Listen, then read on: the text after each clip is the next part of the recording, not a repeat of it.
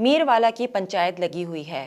پنچایت تتلا اور مستوی قبیلے کے مابین ایک پیچیدہ معاملے کو نمٹانے کے لیے بلائی گئی ہے۔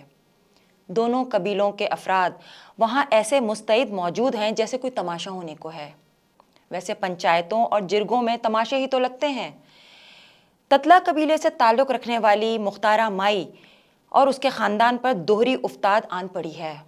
چند دن قبل ہی مختارہ کے 12 سالہ کھلنڈرے بھائی شکور کو مستی قبیلے کے چند اوباش نوجوانوں نے اجتماعی جنسی زیادتی کا شکار بنایا۔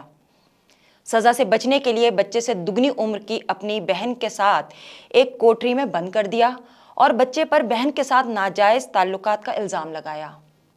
مستوی قبیلے کی طاقت کے سامنے پنچایت نے کاروکاری کا فیصلہ سنانے کے بجائے وٹا سٹا شادی کا حکم سنایا۔ جس طرح طاقت اور فرعونیت کے نشے میں مستوی قبیلے کے نوجوانوں نے ایک 12 سالہ بچے کو جنسی تشدد کا نشانہ بنا کر پھر اسی مظلوم کو ایک زناکار کے طور پر پیش کیا، اسی طرح انہیں پنچایت کا فیصلہ بھی ایک آنکھ نہ بھایا۔ مستی میں چور مستوی قبیلے کے نوجوانوں کو ایک لت کا چسکا جو پڑ چکا تھا۔ تتلا کے لوگ تو ان کے سامنے کیڑے مکوڑے جو ٹھہرے تھے۔ بے شک انہیں بے آبرو کر کے مسل ڈالو، کون ہے جو ان کے خلاف کھڑا ہو کر گواہی دے گا؟ کون سی عدالت ہے جہاں ایسے گھناؤنے جرائم پر پردہ ڈالنے والے کارندے نہیں موجود ہوں گے؟ مستوی قبیلے نے اس فیصلے کو ماننے سے انکار کرتے ہوئے اپنے فرسودہ رسم و رواج کی رو سے جنسی زیادتی کا بدلہ جنسی زیادتی کر کے لینے کا مطالبہ کیا۔ مختارہ مائی کے گھر والے پہلے ہی ایک ناگہانی عذاب سے نبرد آزما نہ ہو پائے تھے کہ یہ دوسرا قہر نازل ہونے کو تھا۔ مختارہ کے خاندان کی درماندگی کا عالم کیا ہوگا، اس کا اندازہ صرف وہی لگا سکتے ہیں جو ایسے جبر اور قہر کا شکار ہوئے ہوں۔ جرگے نے مستیوں کے حق میں فیصلہ دیا۔ مختارہ 21 سال کی ایک خوبصورت عورت ہونے کے علاوہ دنیاوی اونچ نیچ سے واقف اور تھوڑی بہت سمجھ بوجھ بھی رکھتی تھی۔ اپنی زندگی اپنی طرز پر گزارنے کے خواب دیکھنے والی مختارہ بی بی، جبکہ مستوی قبیلے کے اوباش نوجوانوں کو اس کی اسی ادا کو تو کیفر کردار تک پہنچانا مقصود تھا۔ انہیں اس سے اچھا بہانہ کب ہاتھ آتا؟ اسی سمے مختارہ مائی کو جرگے کے سامنے پیش ہونے کا حکم صادر ہوا۔ اس لڑکی نے حتی الامکان مزاحمت کی، لیکن صیاد کے آگے ایک بلبل کی حیثیت ہی کیا ہے؟ مختارہ کو گھسیٹ کر پنچایت میں لایا گیا۔ با اثر افراد اور سرپنچ کے سامنے 4 مردوں نے اس کی عزت کو بار بار تار تار کیا۔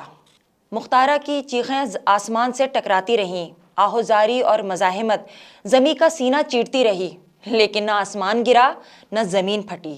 مستیوں کے اندر کا شیطان ابھی مزید گھناؤنی کارروائیوں پر آمادہ تھا۔ بدمست مستیوں نے زخموں سے چور نہتی عورت کو بے لباس پورے قبیلے میں گھما کر اس کی انا کو اپنے پیروں تلے کچلنے کا پورا اہتمام کیا۔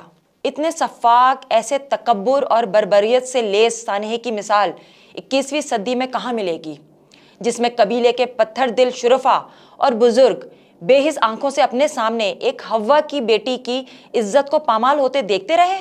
نہیں، لیکن عرض ہے کہ ایسی کئی داستانیں جو کہ ان کہی ہیں اس سرزمین پر آئے دن رونما ہوتی رہتی ہیں اور ہوتی رہیں گی۔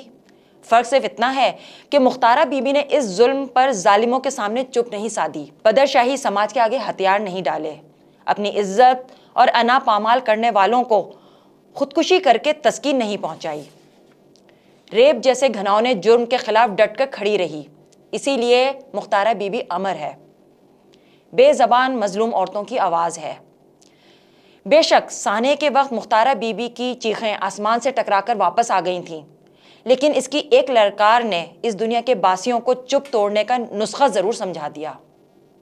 بقول شاعر، ایک سچ کے تحفظ کے لیے سب سے لڑی ہوں، عورت ہوں مگر صورت کوثر کھڑی ہوں۔